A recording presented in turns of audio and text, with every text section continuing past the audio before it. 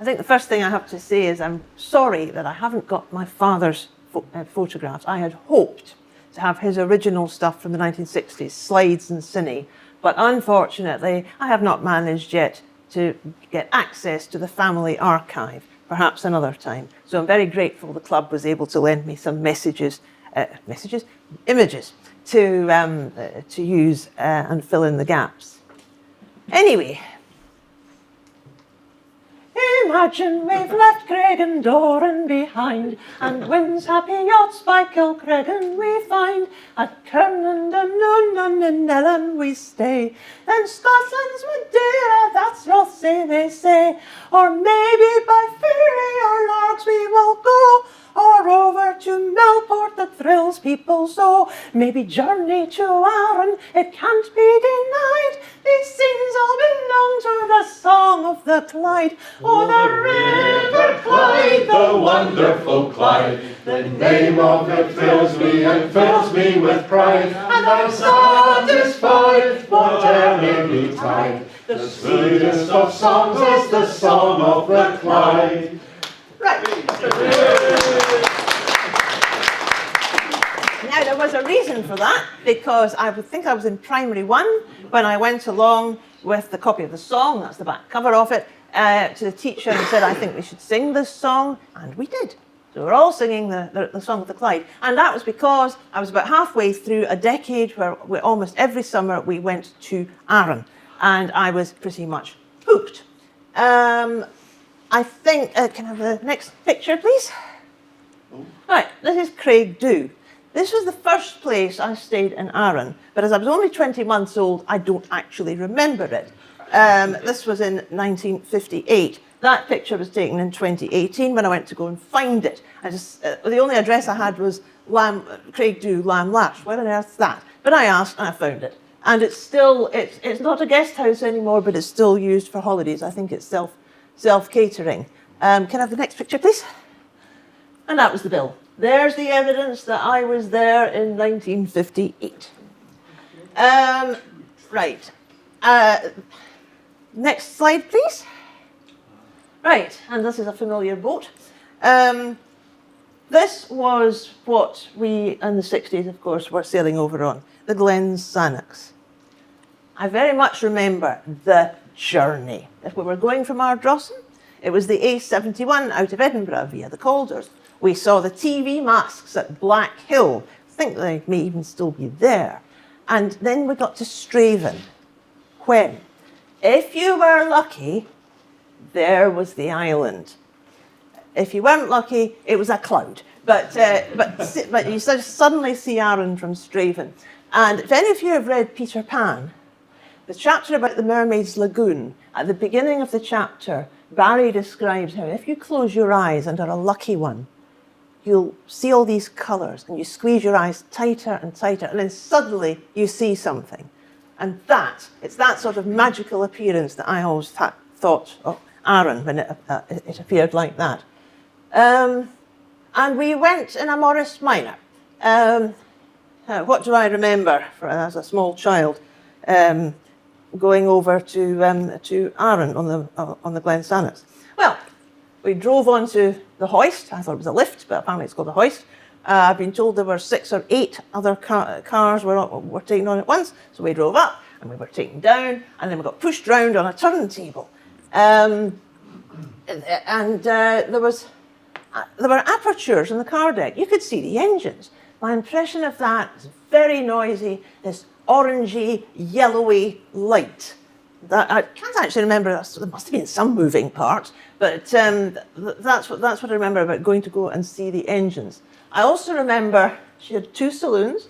The blue one was on one deck, and on the deck above was a red deck. It was red upholstery. I think that might have been the no smoking one. That's where we were sitting if it was wet. But usually I was running about on deck and feeding the seagulls, probably somewhere near that huge funnel, which to me was a sort of light orange, because I didn't know about the colour buff in those days. In those days, the seagulls would fly alongside. They don't do that now. They sit on the boat and they get a ride over and they turn their beaks up at any stale Edinburgh pan you might have, so I don't bother with that anymore. We never actually ate in the cafeteria. I knew it was there. We just had sandwiches on the way. I think possibly my parents thought the cafeteria was too expensive.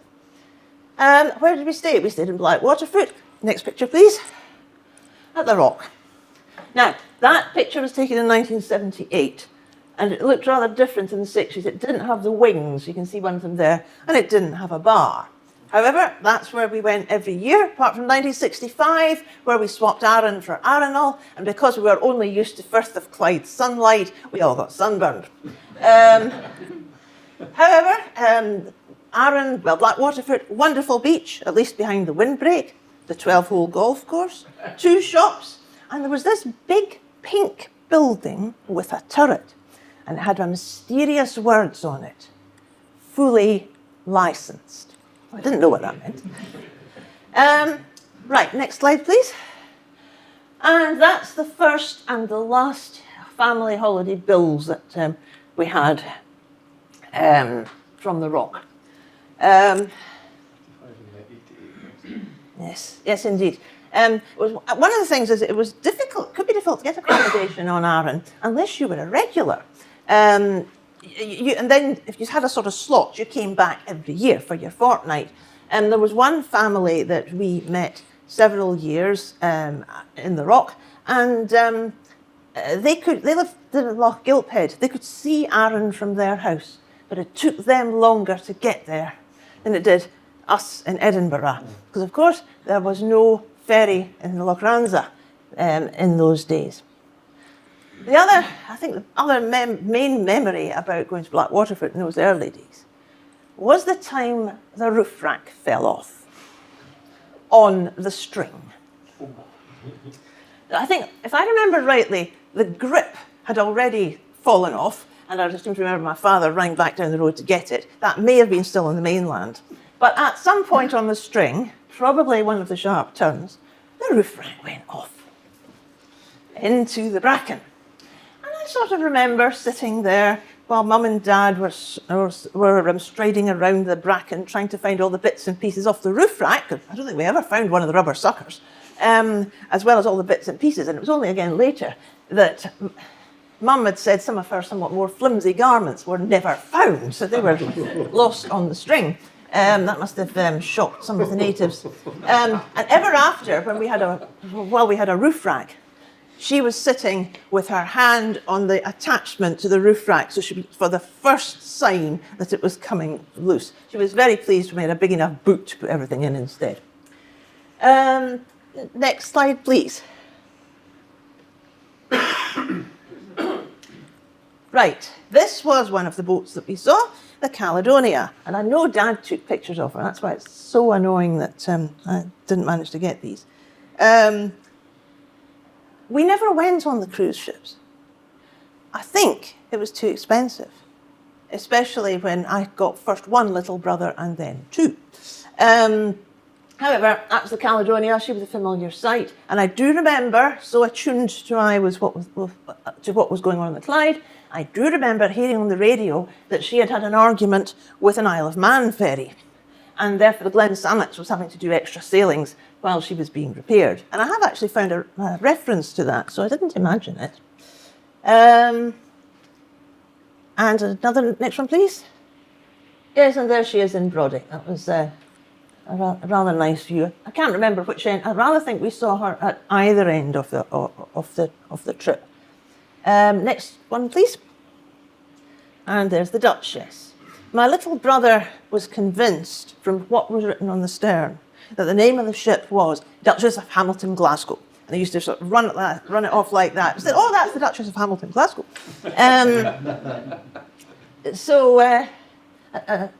She was one of the ships that we saw going around. I remember too, I think it was with the Caledonia, in fact, because I'd said to Dad, "Why did we not go on?" And he said, "Well, that's a passenger ship. They don't take cars." Because, of course, certainly the Caledonia was doing the crossings as well. But anyway. And the next slide, please. Fairley. Now, if we went to Fairley, we went a different way. That's where I first came across Broxburn and Bathgate. We also went through Glasgow, pre-N8, And I remember the trolley buses, green and orange. And then we would somehow get ourselves to Largs, and and the pencil was the great attraction, and then we were down to Fairley. And I think this is one reason why when I'm on Waverley, and when I'm going to Arran, I take Waverley for several reasons. But one is I can catch her at Largs, and it is almost exactly the way that we used to go way back when. It's a wonderful sail. One of the things I've noticed, actually, just looking at all the pictures, is how far forward her funnel is. Consider the Caledonian Isles, which is much further back. Now, I don't know why that is. Now, doubtless there's some clever people here that know about ship's engines who will be able to tell me, but that had struck me. By the way, I was trying to remember the time of this boat. Mum used to talk about a 2 o'clock boat. I am sure she did. And I think that must have been from Fairley, or it may have been a 12 o'clock, but I'm sure it was 2 o'clock. So that would be the one that we would get over starting from Edinburgh, not too early in the morning. Now, that was our last Blackwaterfoot holiday that we stayed at the Rock Hotel. Oh, yes, one other thing that I remember about that, the toilet rolls. Now, I have noticed people chucking them off at Loch Ranza more recently, and they say, oh, this is an old tradition. I do remember seeing this sort of nonsense at Brodick. The passengers up on the deck just above, and it certainly wasn't Andrex. That was expensive. It was things like Izal or something like that. But and why they were throwing them off, I know not. What I thought it was like was you used to get that sort of behaviour at football matches. So I rather think it was just a big streamer, like the sort of thing you used to hang out the window when you were on the Sunday school picnic. Though you didn't use toilet paper, you used a nice little streamer. This was a bigger one. So that was that. So that was the last time I was on her as a ferry. It was in 67. But I do remember 68, 69, 70, we had taken a trip to Bute. And I was at Scalpsea Bay. And I looked out. I saw her. Completely unmistakable, the silhouette of the Glen Sannox, and it must have been one of the last sailings that she did. So, we now, could I have the next picture, please? I don't have a picture of the Blackwaterfoot Hotel, unfortunately, I couldn't find one in time. The family returned for one last Arran holiday, and this was in 1972. We stayed at the Blackwaterfoot, as you can see. Next slide, please. And that was our ferry. I'm afraid my brother and I were not impressed. First impression, it's a poky wee boat, only one saloon. There's only one level of decks. This was no good at all.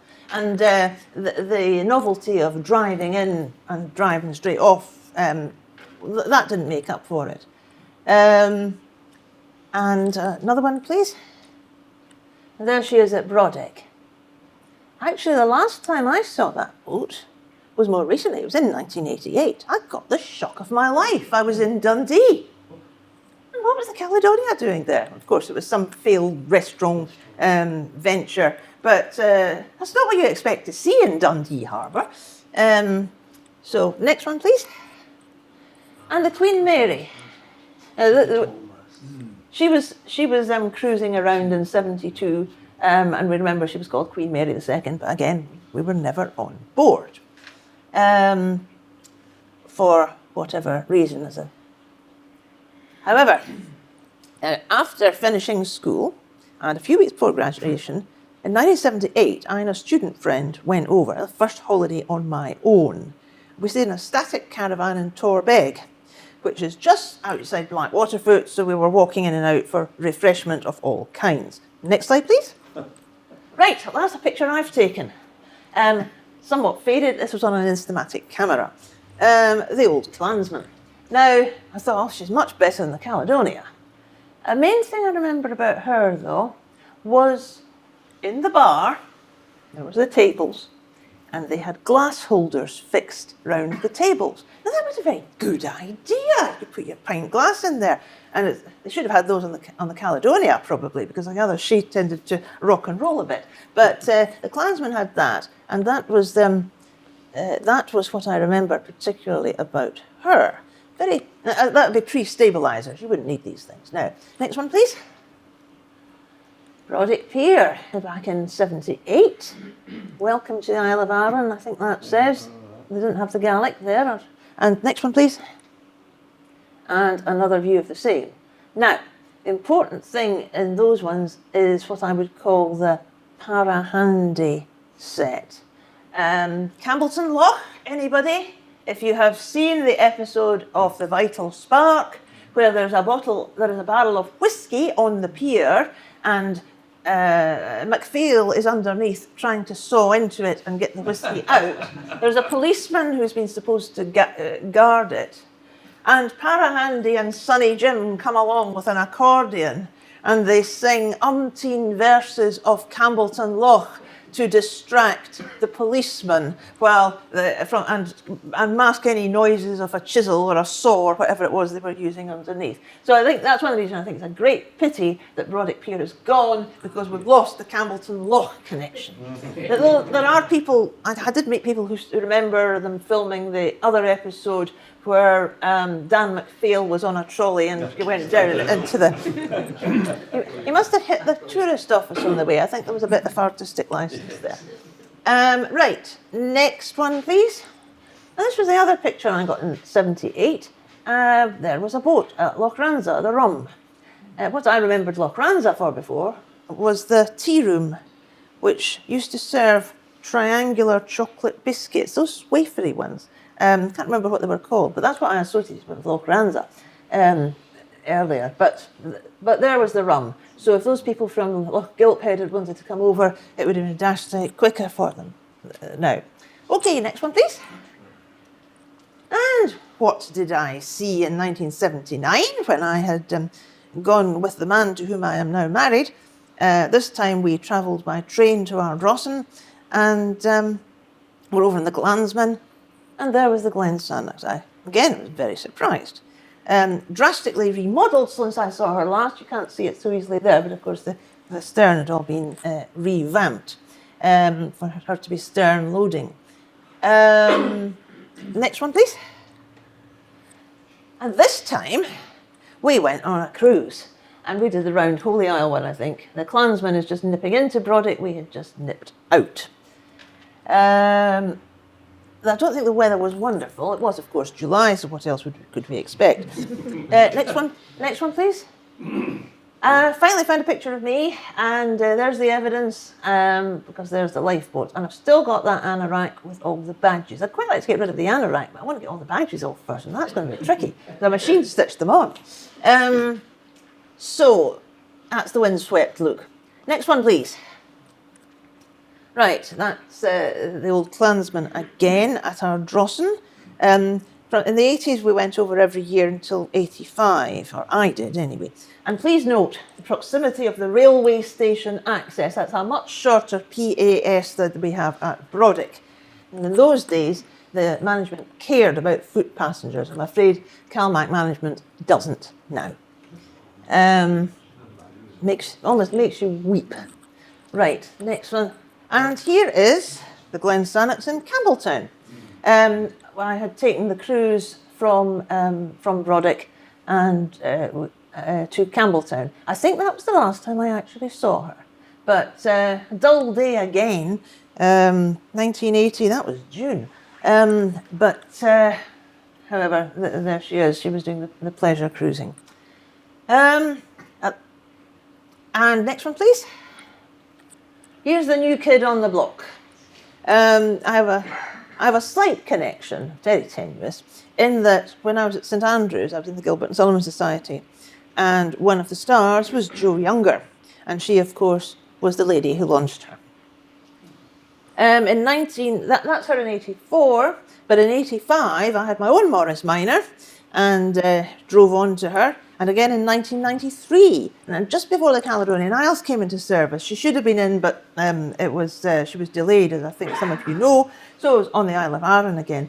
What I remember particularly about 1993 was I was up in the hills and lost my Instamatic camera somewhere near Loch Lerrick, and then got stuck overnight on Skiller. So I don't have any photographs from 1993. The other thing that happened that year, which was perhaps a little more serious, was the Rock Hotel was destroyed. by an act of supreme selfishness on the part of a holiday home owner. So, since 1999, I've managed to visit every year. I hope my photography has improved, but I thought I'd just finish by showing some pictures of more recent ones of most of the vessels I've encountered on and around Arran. Next, please. Saturn. Now, one of the great things about there being two ferries on is you can get a wonderful mid-passage shot when you pass. And that is one of them. The Arran scenery behaving itself and not hiding in the Clydes for one. Next, please. Katrina, the back way into Arran, which is, when I do the Waverley Western Isles, I usually try and make my way down so I can get to Clonegg and go over that way. I think that's a wonderful sail. Again, the scenery was cooperating that time. Next, please. Balmoral leaving Loch Ranza. That year she actually got in. The year before she hadn't managed to because I think Katrina was broken down and was at the pier and she couldn't get in and there was just about this much water and the captain said, I'm not risking it. And quite right too. But the next year she managed to get in. I think that's probably the last year she called it Arran. Next, please. Not such a brilliant day, but having got two ferries, I thought I had to use this one. That's just off Loch Ranza, Katrina's predecessor, the Loch Tarbert, now on the Sound of Mull, of course, and Waverley zipping off. That probably means I had just done the whirl round the bay at off Skipness. Next, please. Calais Isles. So I think that 2011, still with the old lifeboats. See what I mean about the funnel being much further back. Next one, please. Right, that was just before the CRSC's tour cruise round Arran, which I think was January 2020. Sun just right at that angle, and of course we've got the island there too, and the snow had cooperated. So that's where we are so far. I am looking forward to a year with many more photo ops starting in 10 days' time. Thank you very much.